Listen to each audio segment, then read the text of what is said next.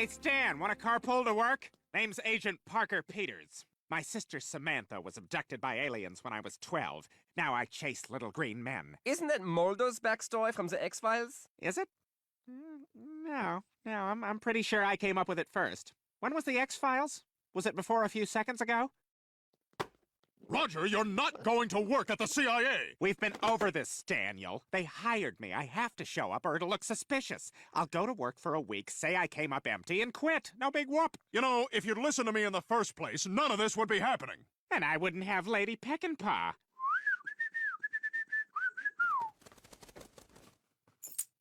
I'll be in your car wishing you had a better car.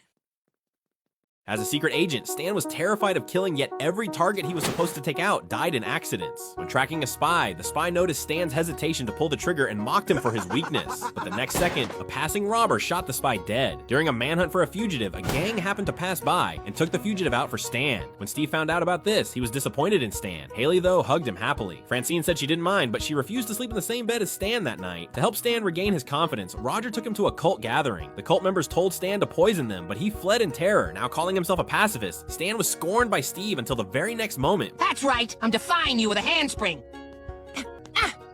When he saw a stranger dragging Steve away, the stranger herded Steve and others into a cave and doused them with oil. Just as the man moved in to embrace them, Stan showed up and announced the man's arrest. But the man didn't care. His family was rich and powerful, and he knew he'd be out of jail in no time. Stan had had enough. He pulled the trigger only to shoot his own colleague dead. Stan was heartbroken, but his family was overjoyed that he'd finally mustered the courage to pull the trigger. In the end, Stan earned his family's respect. Springfield's in the middle of a once-in-a-century drought, and Burns has got the last drop of water in town locked down. To top it off, he's cooked up this crazy rule. Every neighborhood picks a kid to fight it out, and the winner gets a day of fun at his reservoir, while Burns is wasting water like there's no tomorrow. Over at Apu's place, his turtle juice can't sell even for $50, yet those urine-soaked diapers are flying off the shelves for $100 a pop. Moe's even resorted to letting his dog lick him clean to bathe, and the whole town's gone to hell in a handbasket. Lisa's been picked as her neighborhood's rep, but her gear's all over the place. She finally settles on a bow and arrow for a weapon, only for her dad Homer to bump into her and knock it right out of her hands. When the kids gather at the arena like they agreed, Ralph kicks the bucket before the fight even starts.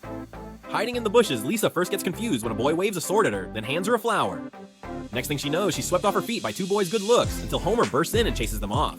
But no sooner does Lisa check if it's safe and call him over than Homer falls into a trap and ends up hanging upside down. In the chaos, that unibrow kid accidentally shoots himself. With things going from bad to worse, Lisa finally steps up and yells for everyone to stop. Instead of turning on each other, they should team up against Burns, the guy hoarding all the water. So the crew charges over to the reservoir and blows up the dam with a bomb. As the water comes rushing out, Springfield finally catches a break and escapes the crisis. Hey, Klaus, how's the dent looking? What happened to my car? You have to take it apart to put it back together. It was a dent. The dent. I wish the dent was our only problem. Look at this air filter. That's a muffler. Okay, little lady, you listen to car talk a couple times and... Klaus, I've got to turn this lease in. Fine, turn it in now. I can get you a bag. What?